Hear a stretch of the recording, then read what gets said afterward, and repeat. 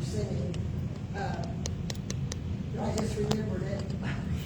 And I wouldn't worry about it at all, except that Joe's at home, and I know that I'd like to see the service today. I'm going to just start right off with the word of prayer. Lord God, I just come to you this morning, Lord. I ask you to bless each and every one who made the effort to be here today, Lord God, and I thank you for them. I ask you to bless them in a very great way. Lord, I know it takes some effort in this day and time. People work, people are busy, but I'm thankful of those who make this gathering a priority in their lives, and I thank you for that. Lord, I ask you to be with me, strengthen my voice, Father, I pray. Give me the anointing and the unction and the strength to bring across this message as you have shown it to me. Lord, we love you and we thank you in Jesus' name. Okay, first thing I'm going to tell you is that I want everybody in here to raise your right hand.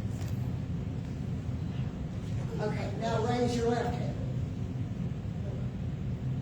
High. Raise it high. Raise it up like you mean it. And then I want you to take a deep breath in. Let it out. I want you to know that when you do this, medically it has been shown that when you raise your hands and you take a deep breath in, it fills your lungs with air. It begins to move the blood in your body, and your body becomes healthier. The blood is flowing, the air is flowing, and it makes you healthier. Medically, that's been shown. Now, I want to show you how spiritually that works. Yeah. How that works spiritually. Because it's every bit as true spiritually as it is medically. Okay, turn with me, if you would, to Isaiah 41.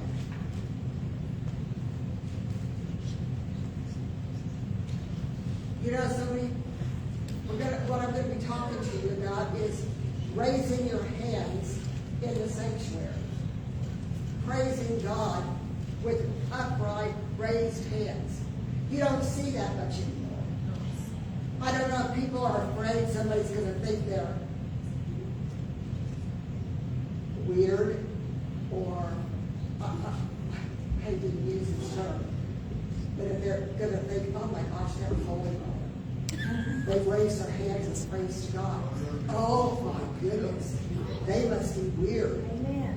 There's something odd going on there. Yeah. I want to encourage you, don't be embarrassed to raise your hands to praise God and thank Him, because He is worthy of your praise. Amen. And I'm going to bring to you some scriptures to back up what I'm saying. Isaiah 41, I'm going to read verse 10. We're going to start at verse 10. It says, "Fear thou not, for I am with thee. Be not dismayed, for I am thy God. I will strengthen thee. Yea, I will help thee. Yea, I will uphold thee with the right hand of my righteousness. Oh, amen. Be not afraid. Be not dismayed. Don't worry. Don't fear. Don't be embarrassed to raise your hand. I am your God, and I will help you. I will uphold you with my right hand. I will strengthen you. I will uphold you with my right hand of righteousness. And then we're going to skip down to verse 13. For I, the Lord thy God, will hold thy right hand, saying unto thee, fear not, I will help thee. Now I want to ask you a question. How is God going to uphold you with his hand of righteousness if you don't do what it says in verse 13, where it says, I will hold thee by your right hand? If you're sitting on your hands, afraid to lift them, afraid to do anything, how in the world is God going to reach down and take your hand? Amen. Little Salem back there, when she's out toddling around, I guarantee you, if she raises her hand up, Grandma or Grandpa's going to take her by the hand and help her to walk along. Yeah. If she raises both hands, one of them is going to pick her up and hug her to their chest Yeah. and pat her on the back and let her know she's loved. Yes. Our Heavenly Father is the same. He is the same. You lift your hand to Him, and He's going to take your hand and help you. You lift both hands, He's going to pick you up and hug you to His chest and say, you are my child, and you are loved and cared for, and I will help you in all your ways. Then we're going to move over to chapter 42 and verse 1, where it says, behold thy servant, whom I... No. He says, look at my servant. Look at my servant. The one that I uphold. The one that is mine elect. In whom my soul delighteth. I have put my spirit in him. He shall judge the Gentiles. God says the one who he upholds, his servant, the one I uphold. How does he uphold you? With his right hand of righteousness. Yeah. The one that I uphold, the one that is mine, my elect. I have put my spirit in him. Now, when you lift your hands and you take in that breath, if you are a Christian, that breath that you're breathing in is the Spirit of God. Yes. You're breathing in the Spirit. Lift your hands. Breathe in the Spirit. And then what happens? That blood begins to flow easily and move quickly. That healing, saving, flowing, cleansing blood of Jesus Christ, our Lord and Savior. Amen. We want that blood flowing in us Yes. to bring about strength, to bring about encouragement, to bring about healing, to bring about all those things that the blood of Jesus brings. Yes. And that all comes stronger and better with lifted hands. Jesus said, I will be your helper. Yes.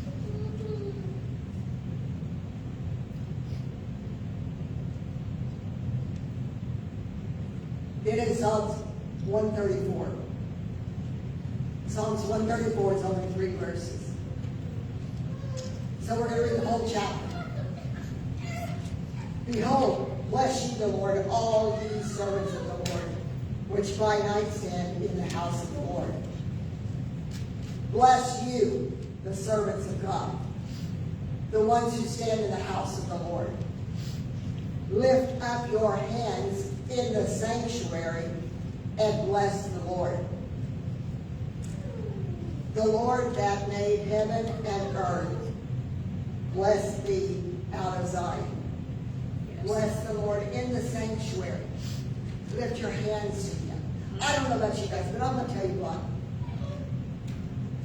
When I'm praying, it's nothing for me to say, but I'm praying with my hands in prayer. Yeah. Even if it's just me. Because I want to praise the Lord God. When I was working, my drive time to and from work was my prayer time. And my praise time. I have Christian music on the radio and I'm talking to the Lord. And many times, I thought if anybody's behind me, they'd probably think I am so weird that I'm talking to myself and no telling why. Because my hands would be going. I mean, I had to keep one hand on the steering wheel when I'd be praising the Lord, raising my hand and talking out loud and in my car, and I think, man, if anybody sees me, they're going to think I have lost my mind.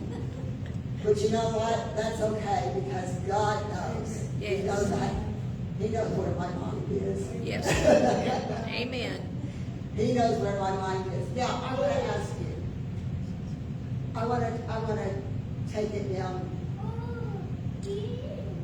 When you see somebody raise their hand, what does that mean? Well, as I said, with a child, it means, here I am. Help me. I just want to touch you. Many times our children just want a touch. They just want to know that mama or daddy or grandma or grandpa or somebody is there. They just need to be touched so that they know they're not alone. Yes. God is the same way. When you feel alone, you reach out and he'll touch you and let you know that you're not alone. And also, if you're sitting in school and you raise your hand,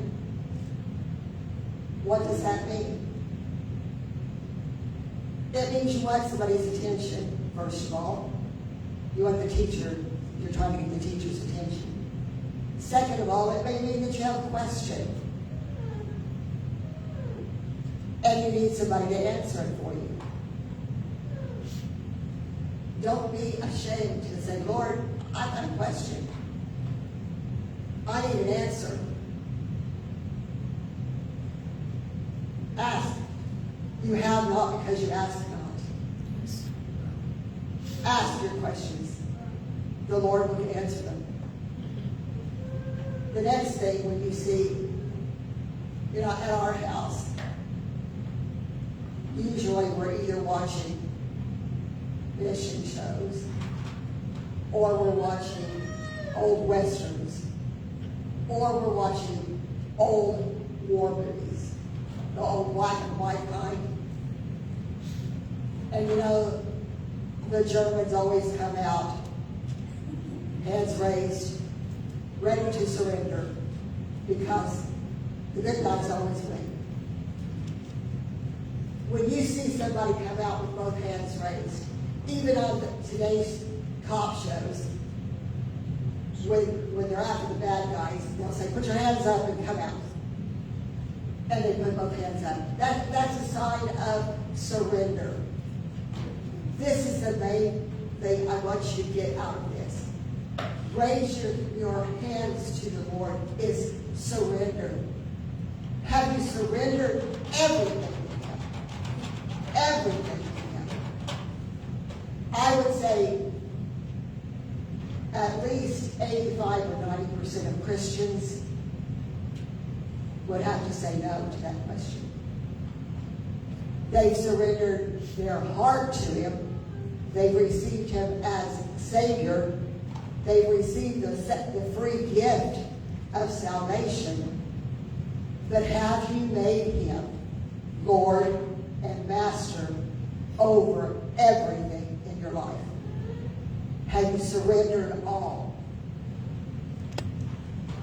And I have to say, as I grow and as I go along, the Lord shows me more and more and more of the things that I have not. Where I have to go back and say, Lord, I thought I could handle this. I thought I could be my own boss in this situation. I thought I could make my own decisions. But I see that I have failed. And I've got to make you the master over this. I surrender this to you. I give this to you, Lord. When I pray, when I'm in that place, and I know I have a burden that I can't carry. Because I'm going to tell you something, whether you believe this or not, your pastor and I carry a burden for you all.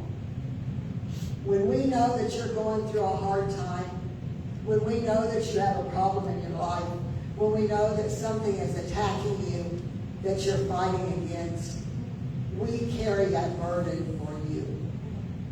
And sometimes that burden gets too heavy. And so when that happens, I literally take my hands and I say, God, I take this off of me and I give it to you. You carry it. Your burdens are light. And so I ask you to take these things and carry them for me. And you know what he does? He does that. Yes. Now, whether it's an individual, sometimes my own burdens. Joe and I are going through some really hard things. And sometimes I have to just say, God, I can't do this by myself. Yeah. You have to help me. Here. Yeah. Here. Amen. You take it. Because I can't do this. Amen. I need your help. And you know what? He's faithful and he's just to reach down with his right hand of righteousness and uphold me. Yes. Keep me standing on my feet. Keep me moving forward. Keep me where I need to be. And he'll do the same for you and anyone else who will do that. Amen. He will do it every time. Every time. Amen. Now, you may have something bothering you that nobody else knows. Nobody else needs to. Just take it and give it to the Lord. And how do you do that? You give it to him, and the enemy continues to attack. Because it's not a one-time thing. He'll continue to confront you. He will continue to attack you. He will continue to bring things to you, and he will pound you. And every time you win a battle, you and the Lord, you get stronger and he gets weaker. Yes. Every time. So you continue to fight the battle with the help of the Lord, and you continue to move forward, and every time he gets weaker. And he will finally move on to something else. Finally, sometime, we'll move on. There'll be some time that you'll say, hey, I haven't even thought about that now for a little while.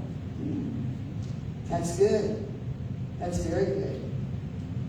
But you've got it. If the enemy is attacking you, let me tell you what Joe used to do. And I do. When the enemy is attacking you with something really hard, when Joe, he was delivered of alcohol, but the people he was around were not. You've heard him testify this before. And so when he would get home, his house was a sanctuary. He would get home and he would make a pot of coffee. If it was summertime, he'd get a glass of iced tea. He would open his Bible and he would sit down and read his Bible. He read that Bible non-stop because that was his source of strength. It was what he needed. It is what I need. It is what you need.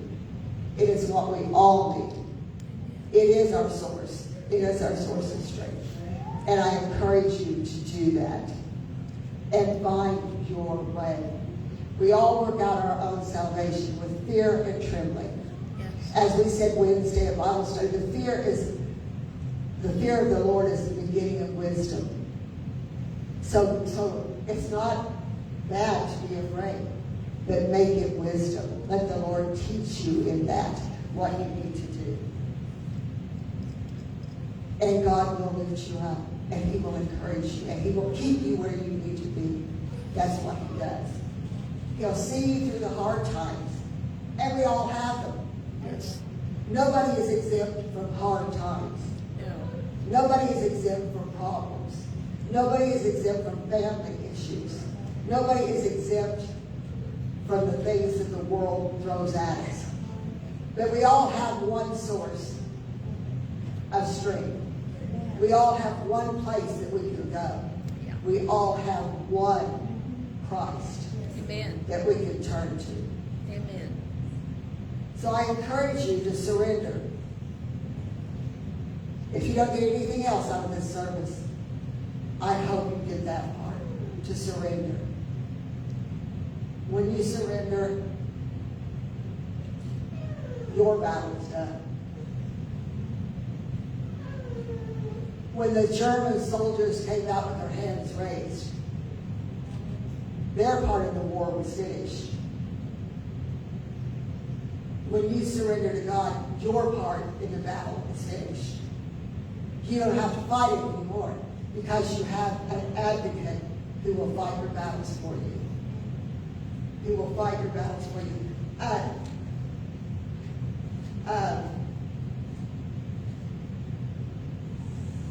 trying to remember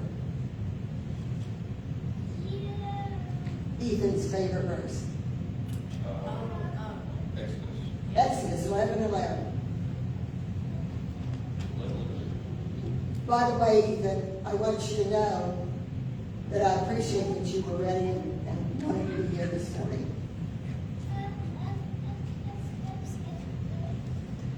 I think it's 14. I think It's what? 14. 14, I guess.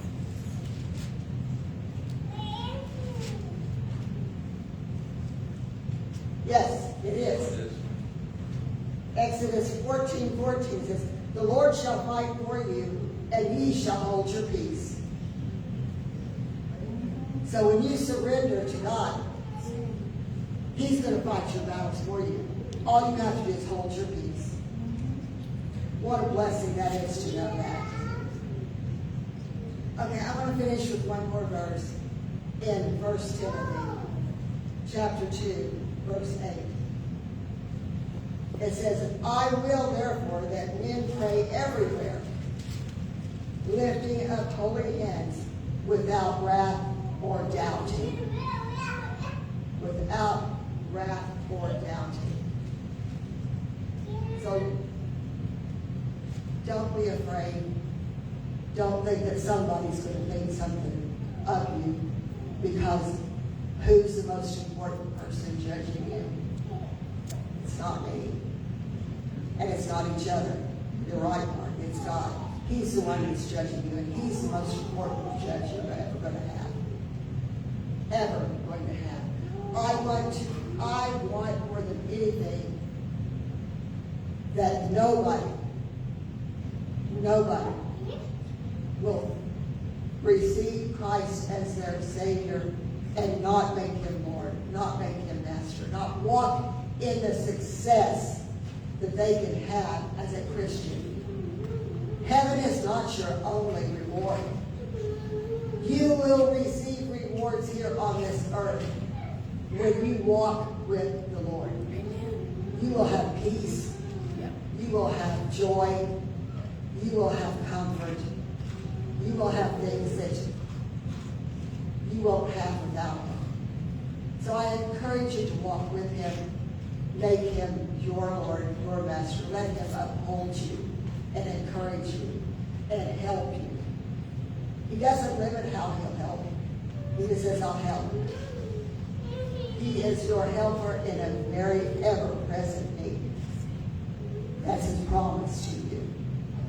His promises are yes and amen. Yes, and let it be. That's how His promises are.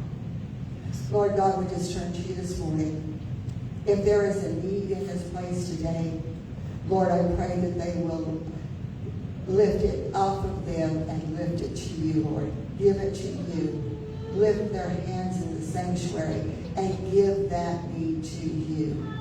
Oh, Father, I pray for a successful Christian walk, a successful Christian life for everyone in this place. Lord, I pray that nobody will ever stand before you and say, hear the words, "Depart from me, you workers of iniquity.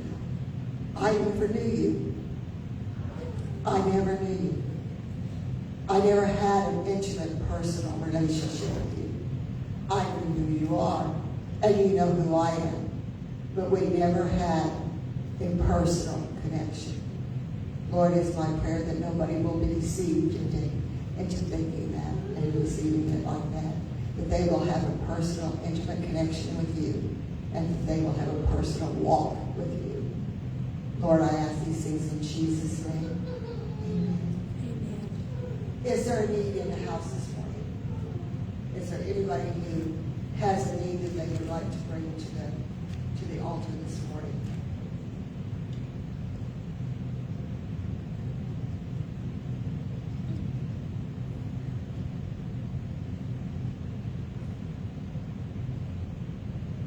Bible ways will not allow me to try to sing. Jane, do you know I surrender all? I'll just It's in our songbook, but I don't know it. Does she know? No, I know.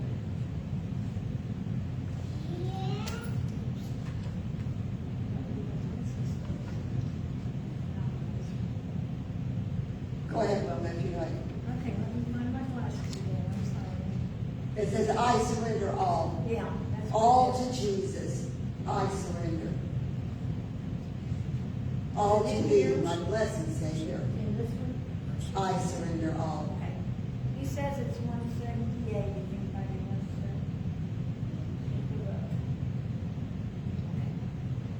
All to Jesus I surrender, all to him I freely May give I will ever love and trust him in his presence daily live. I surrender all. I surrender all to thee, my blessed Savior. I surrender all. Can we sing more of them? One more. Huh? No, no. Thank you. Thank you. Is there anything else before we close this morning? Anybody have any, Brendan?